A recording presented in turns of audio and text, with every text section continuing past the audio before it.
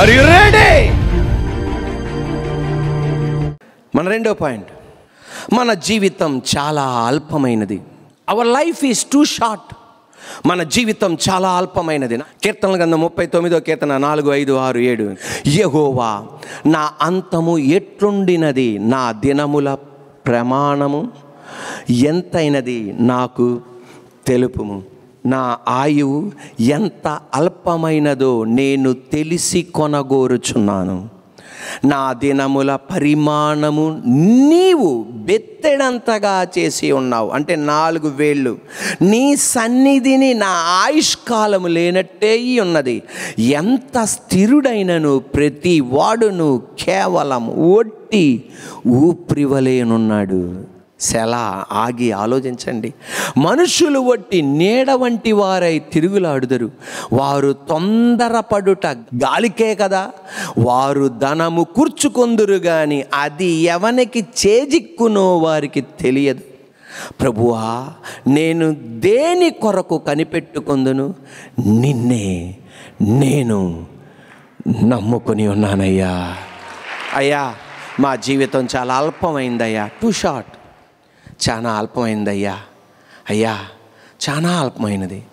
ఈ అల్ప టైములో బతుకంతా కష్టాలు, బతుకంతా శ్రమలు, బతుకంతా ఏడుపు. దాన్ని ఆపయ్యా. హల్లెలూయా. సంతోషంగా ఉండేటట్టు చేయయ్యా. ఆనందంగా ఉండేటట్టు చేయయ్యా. ఆరోగ్యవంతమైన జీవితం దయచేయ్యా. యేసయ్య నామములో ఈ రోజున ఏ రిపోర్ట్స్ విషయమైతే భయపడుతున్నావో నా దేవుడు ఒక సమాధానకరమైన రిపోర్ట్ నీకు అందించును గాక. స్వస్థత సంబంధమైన రిపోర్ట్ దేవుడు నీకు అందించును గాక. హల్లెలూయా. కృపగల దేవుడు జోక్యం చేసుకొను గాక. ఏమండి, జీవితం అల్పమైనది, స్వల్పమైనదని కష్టాల్లో ఉన్న దావీదు మాత్రమే కాదు, మిగతా వాళ్ళు కూడా ఇలాంటి శ్రమల గుండా వెళ్ళినప్పుడు మనలాగే అనుకున్నారు. చూడండి ఎలాగన్నారు. దేవుడి వైపు చూసి, అయ్యా మేము ఎలాంటి వాళ్ళమయ్యా, ఎంతటి వాళ్ళమయ్యా అని ఒక్కొక్కరు చెప్పిన మాట. ఆదికాండం 18:27 వాక్యం. ఆదికాండం 18:27 వాక్యం. అందుకు అబ్రహాము, ఇదిగో ధూళియు బూడిదయునైన నేను ప్రభువుతో మాట్లాడ తెగించుచున్నాను.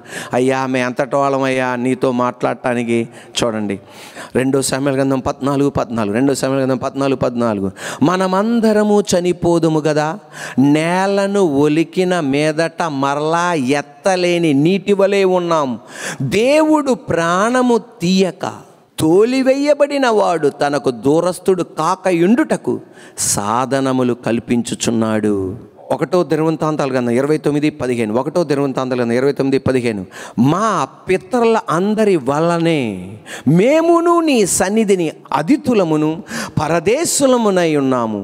మా భూ నివాస కాలము నీడ ఎంత అస్థిరము, స్థిరముగా ఉన్నవాడు ఒక్కడునూ లేడు.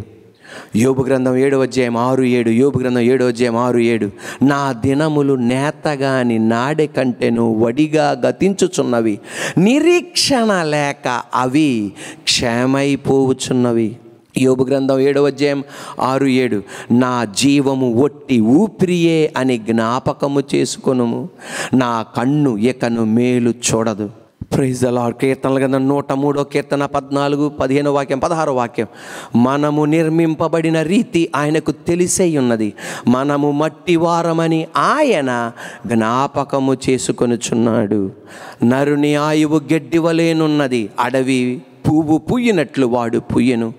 దాని మీద గాలి వీచగా అది లేకపోవును, ఆ మీదట దాని చోటు దానిని నెరగదు. కీర్తన 144:4. నరులు ఒట్టి ఊపిరిని పోలి ఉన్నవారి ఉన్నారు, వారి దినములు దాటిపోవు నీడవలేనున్నవి. Praise the Lord. సామెతల గ్రంథం 27:1. రేపటి దినము గురించి అతిశయపడకము, ఏ దినమున ఏది సంభవించనో అది నీకు. అది మన జీవితం. హల్లెలూయా. తండ్రి, మా జీవితం స్వల్పమైనది, అల్పమైనది. మా జీవితం అల్పమైనది, మా జీవితం స్వల్పమైనదయ్యా. తండ్రి, ఇది మా బతుకులు తండ్రి, ఇది మా జీవితం తండ్రి, ఇది మా బతుకులనయ్యా. తండ్రి, మమ్మల్ని జ్ఞాపకం చేసుకో. మా కన్నీళ్లను చూచి నువ్వేం చేయకయ్యా, మౌనంగా ఉండకు. నువ్వు ఖచ్చితంగా మాకేం చేయాలి? జవాబు ఇవ్వాలి. నువ్వు మాకు జవాబు ఇవ్వాలి. మా కన్నీళ్లకు నువ్వు మౌనంగా ఉండకయ్యా. నువ్వు తప్ప మాకు దిక్కులేరయ్యా. మాకు నువ్వు కన్నీళ్లకు నువ్వేం చేయకు, మౌనంగా ఉండకు. మనం ఎంత బతకాలనుకున్నా సరే దేవుడు మనకు కృప అనుగ్రహిస్తేనే మనం బతకగలం, లేకపోతే మనం బతకలేం. ఆయన కృప ఆయన అనుగ్రహిస్తేనే మనం బ్రతకగలం, లేకపోతే మనం బ్రతకలేం. Praise the Lord. ప్రపంచ ప్రఖ్యాతిగాంచిన పాప్ సింగర్ మైకేల్ జాక్సన్, ప్రపంచ ప్రఖ్యాతిగాంచిన డాన్సర్ మైకేల్ జాక్సన్, అతన్ని కింగ్ ఆఫ్ పాప్ అంటారు. అతనిలాగా ఈ రోజుకి కూడా ఆయన బీట్అవుట్ చేయడానికి ఎవ్వరు లేరు. ఆ స్థితికి వెళ్ళినవాడు మైకేల్ జాక్సన్ 25 సంవత్సరాలకే ప్రపంచ ప్రఖ్యాతిగాంచిన పాప్ సింగర్గా మారాడు. ప్రతి ఒక్కళ్ళ గుండెలను క్యాప్చర్ చేశాడు. యవనస్తురాల యొక్క గుండెలను క్యాప్చర్ చేశాడు. ఎక్కడికెళ్తే అక్కడ జనాలు అబ్బబ్బబ్బబ్బ పరిగెత్తుకొని వచ్చేస్తారు. ఆయన అంటే అంత పిచ్చైపోయింది జనాలకి. 25 సంవత్సరాల కల్లా ప్రపంచ ప్రఖ్యాతిగాంచిన పాప్ సింగర్గా మారిపోయాడు. అటువంటప్పుడు తనకు ఒక ఆశ కలిగింది, నేను 150 సంవత్సరాలు బతకాలి అని. ఎన్ని సంవత్సరాలు? 150 సంవత్సరాలు బతకాలి. అందువలన కొంతమంది ఎక్స్పర్ట్స్ని తీసుకొచ్చి అన్నాడు, నేను 150 సంవత్సరాలు బతకాలి, నేనేం చేయాలి అనగానే రకరకాల సలహాలు ఇచ్చారు. వెంటనే అతను ఏం చేశాడంటే, అతని యొక్క నడినెత్తి మొదలుకొని అరిపాదం వరకు అన్ని భద్రంగా క్షేమంగా ఉండడానికి 12 మంది డాక్టర్లను తీసుకొచ్చాడు. ఒక్కొక్క డాక్టర్ ప్రపంచ ప్రఖ్యాతిగాంచిన డాక్టర్లు. ఒకతను గుండెకి సంబంధించిన డాక్టర్, ఇంకొకతను కిడ్నీలకి, ఇంకొకతను లివర్లకి, ఇంకొకతను బ్రెయిన్కి, ఇంకొకతను ఎముకలకి, ఇంకొకతనికి డర్మటాలజిస్ట్ చర్మానికి సంబంధించి, ఇంకొకతను కళ్ళకి. అలాంటి 12 మంది డాక్టర్లు. ఒక్కొక్కళ్ళ జీతం ఊహించని జీతం ప్రతి నెల. అలాగే ఇతను ఎక్సర్సైజ్ చేయడానికి జిమ్ వెళ్ళేటప్పుడు 15 మంది కోచెస్ ఉంటారు అతనికి. అంటే ఇలా చేయాలి, ఇలా చేస్తే ఇలా స్లిమ్గా ఉంటావు, ఇలా నడవాలి. ఎందుకంటే ఈయన నడుస్తున్నా డ్యాన్స్ చేస్తున్నట్టు ఉంటుంది, మైక్ పట్టుకున్నా డ్యాన్స్ చేస్తూ ఉంటుంది, నవ్వినా డ్యాన్స్ చేస్తున్నట్టు ఉంటుంది, అన్నం తిన్నా ఆయన డ్యాన్స్ చేస్తున్నట్టు ఉంటుంది, పడుకున్నా డ్యాన్స్ చేస్తున్నట్టు ఉంటుంది, ఆఖరికి చచ్చిపోయినప్పుడు కూడా డ్యాన్స్ చేసినట్టే ఉంది ఆయన మొఖం ఆయనది. అలా ఉంటాడనమాట మనిషి. ఏంటంటే ఈయనకి లోపల స్ప్రింగ్లు ఏమైనా పెట్టారా అన్నట్టు ఉంటుంది. ఆయన నడువు ఈ ప్రాక్టీస్ చేసి సన్నగా అయిపోయింది అనమాట నడువు. ఇతనికి 15 మంది కోచెస్ ఉన్నారు. అంత మట్టికే కాదు, ఎంత ముందుకెళ్ళాడంటే 150 సంవత్సరాలు బతకాలి గనక. ఎన్ని సంవత్సరాలు బతకాలి? 150 సంవత్సరాలు బతకాలి గనక సడన్గా గుండె ఆగిపోతే, గుండె పాడైపోతే, లివర్లు పాడైపోతే, కిడ్నీలు పాడైపోతే, నడినెత్తి మొదలుకొని అరిపాదం వరకు ఏ అవయమైనా పాడైపోతే వెంటనే ట్రాన్స్ప్లాంటేషన్ చేయాలి గనక కడు పేదరికములో ఉన్న కుటుంబాల దగ్గరికి వెళ్ళి వాళ్ళకి కోట్ల రూపాయలనిచ్చి, ఈయన వీళ్ళకి ఒక క్వార్టర్స్ కట్టించి, నా గుండెకి ఏమైనా ఇబ్బంది కలిగితే మీ గుండె నాకు ఇవ్వాలని చెప్పేసి వాళ్ళ కుటుంబాలకి కోట్ల రూపాయలు ఇచ్చి, ప్రతి నెల లక్షల రూపాయల శాలరీ ఇచ్చి, వాళ్ళందరినీ దాదాపు 26 మందిని సపరేట్గా ఉంచాడంట. సపరేట్గా ఉంచి వాళ్ళ నెలకి జీతం అందించేవాడు, అలా ముందుకు తీసుకెళ్ళేవాడు.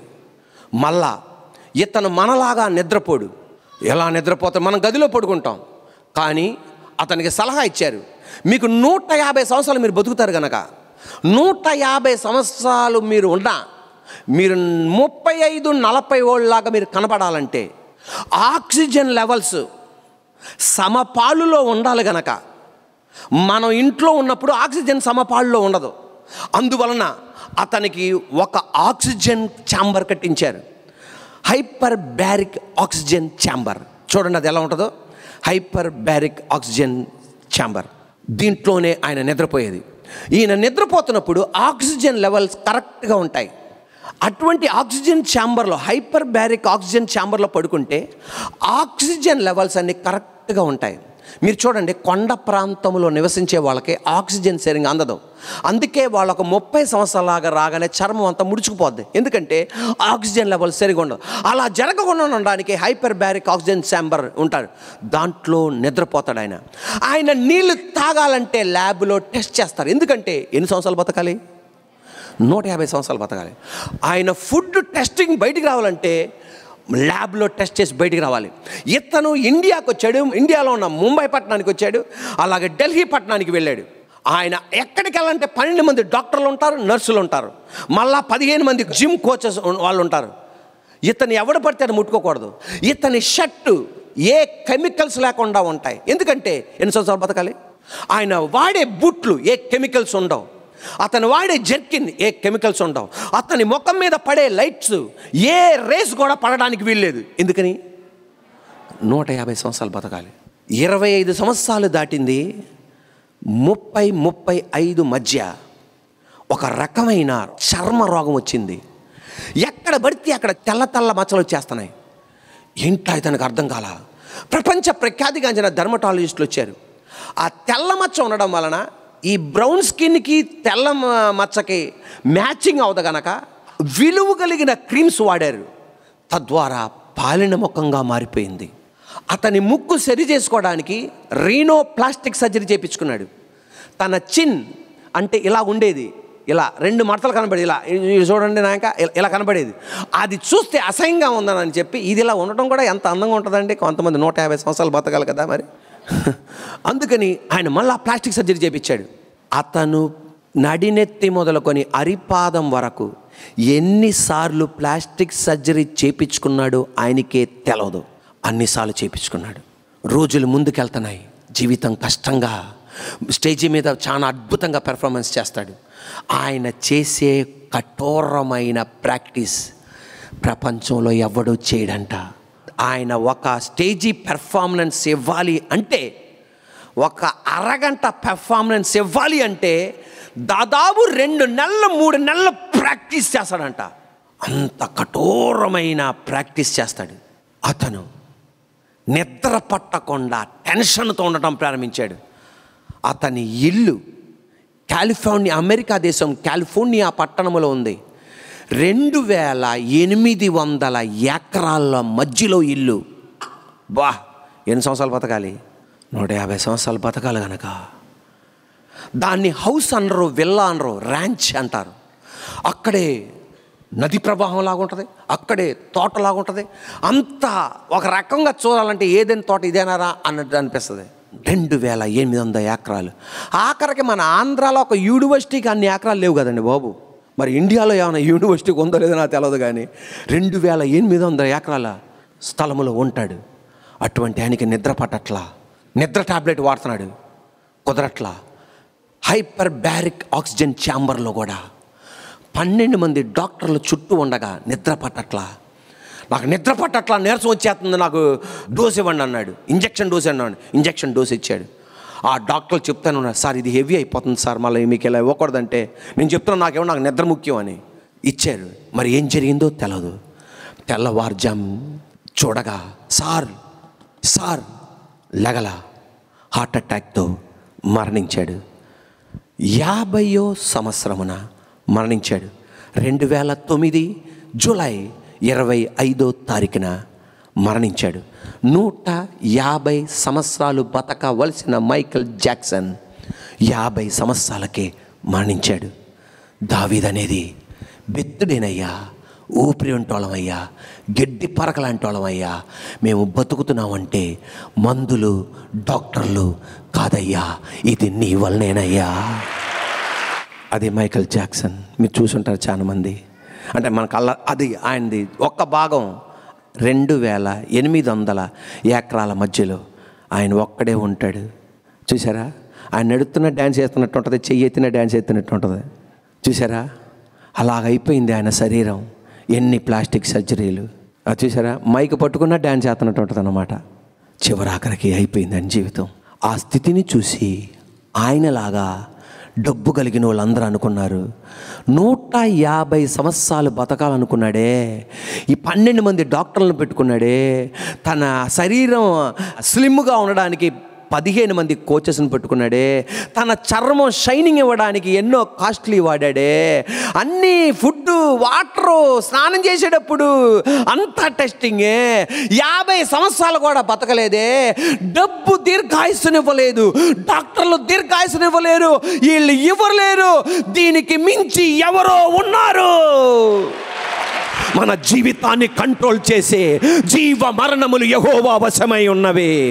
దానికి అర్థం వైద్యం అక్కర్లేదా, డాక్టర్లు అక్కర్లేదా, చదువు అక్కర్లేదా, ఇల్లు అక్కర్లేదా, అందం అక్కర్లేదా, సౌందర్యం అక్కర్లేదా, భార్యాభర్తలు అక్కర్లేదా, అన్నం వద్దా, నిద్ర వద్దా అని నేను అనట్లా. కానీ ఆ ధనవంతులు అనుకున్నారు మైకల్ జాక్సన్ లాగా కోటేశ్వరులు ఏమనుకున్నారంటే దీని వెనకాల ఎవరో ఉన్నారు, ఏదో శక్తి నడిపిస్తుంది, ఏదో పవర్ నడిపిస్తుంది. అది పవర్ కాదు, సర్వశక్తి కలిగిన యేసయ్య, సర్వశక్తి కలిగిన దేవుడు. మీకు తెలుసా, ఇది మనకు చెప్పేది ఏంటి తెలుసా? ఇక్కడ మనం జీవించేది అల్పకాలమే. దీని తర్వాత ఆదరి ఉందే, నిత్యత్వం ఉందే, పరలోకం. అది కోట్ల కోట్ల సంవత్సరాలు, యుగ యుగాలు మనం అక్కడ జీవిస్తాం. అందువలన నువ్వు ధనవంతుడు కావడం పాపం కాదు, కానీ డబ్బుతో మాత్రమే ధనవంతుడు అవ్వడం పాపం. ప్రేమలో ధనవంతులం అవ్వాలి, క్షమించడములో ధనవంతులం అవ్వాలి, కనికరం చూపెట్టడములో ధనవంతులం అవ్వాలి, దేవునికి ఇవ్వడములో ధనవంతులం అవ్వాలి, ఇతరుల్ని ఆదరించడములో ధనవంతులం అవ్వాలి, పరిశుద్ధతలో ధనవంతులం అవ్వాలి, దయ చూపెట్టడములో ధనవంతులు అవ్వాలి. దానికి మించి యేసయ్యతో ఉండడానికి ధనవంతులై ఉండాలి. ఎందుకంటే ఆయనతో ఉండాలి మనం, లేకపోతే ఆ రాజ్యములో మనం ఉండలేం. మన జీవితం స్వల్పమైనది. నా కన్నీళ్లకు నువ్వు మౌనంగా ఉండక దేవా, నన్ను రక్షించావు నాయన, ఆమేనండి. నా భర్తను రక్షించావయ్యా, నా బిడ్డలను కూడా రక్షించాలయ్యా, నా కుమారుని రక్షించాలయ్యా, నా రెండో కుమారుని రక్షించాలయ్యా, నా పెద్ద కుమారుని రక్షించాలయ్యా, నా కుమారుని రక్షించాలయ్యా, ఆమేనండి. నా కుమార్తెను రక్షించాలయ్యా, నా పెద్ద కుమార్తెను రక్షించాలయ్యా, నా చిన్న కుమార్తెను రక్షించాలయ్యా. కన్నీళ్లు విడవాలి, మౌనంగా ఉండకు దేవా. Praise the lord.